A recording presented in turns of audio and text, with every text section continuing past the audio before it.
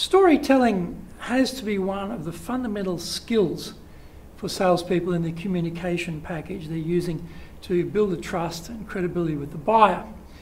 Often though, this is a weak area of skill.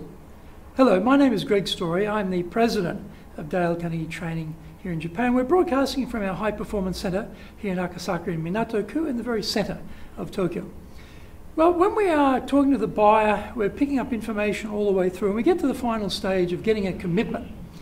Now, when we get to the commitment stage, we have to set that up. First of all, we have to remember, in the questioning process, what was the thing the client was trying to achieve? What was the primary interest they had? Was it quality? Was it speed? Was it having a price advantage? Was it first to market? What was the thing they were looking for? Was it getting more sales?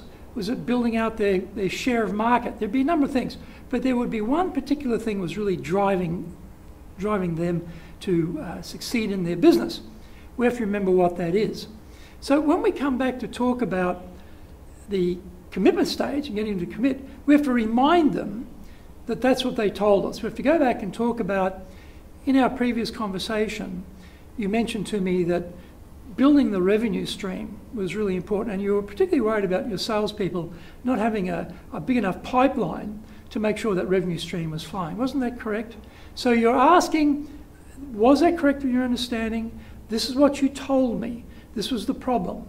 Now, having heard that, we say that, then we need to say, yes, well, I have a solution for you for that issue, to give them an idea that, yes, we can help them.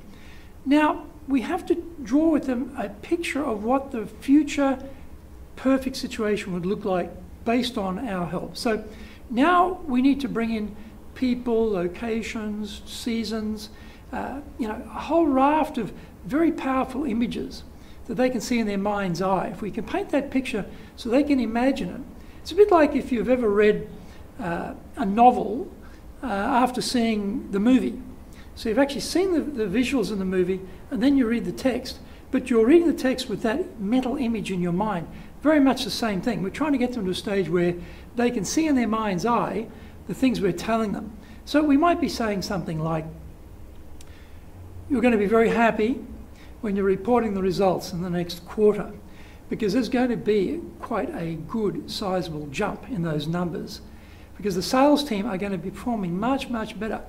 The thing we're going to do for them is going to make them much more confident, give them a particular tool that they'll be able to use. Now, this tool, we know it works because we've used it in a number of other companies in a similar situation to you. It is very effective. This tool will help your sales team to make more sales, and they're going to build that pipeline. This is really going to help them with their prospecting, with their calling, with their follow-up, to really help them get that pipeline very, very solid, so that from that pipeline out are going to come the sales. You're going to be in the meeting, you're going to be surrounded by your peers, you're going to be reporting the numbers, everyone's going to be looking at you saying, hey, good job, well done, your team's really pulling their weight, you're making a big difference around here. That's the sort of image we're going to be seeing for you in the very proximate future. So we're trying to draw an image of success for them. They're in that meeting with all their colleagues, they're reporting on the numbers, they've done that before, they can see that in their mind's eye. They're going to be good numbers, they're going to be positive numbers for them. This is what we mean by drawing a word picture. And then having done that, we've already explained previously what that particular technology or what that particular product or particular service was that was going to help them. Now, having done that, we ask them for the order. And the order can be asked for in a number of ways. We might just say something like, shall we go ahead? Very simple, shall we go ahead? Or let's go ahead. Shall we start? Are you happy to proceed? It's quite a direct question, but it's not asked in a particularly aggressive way.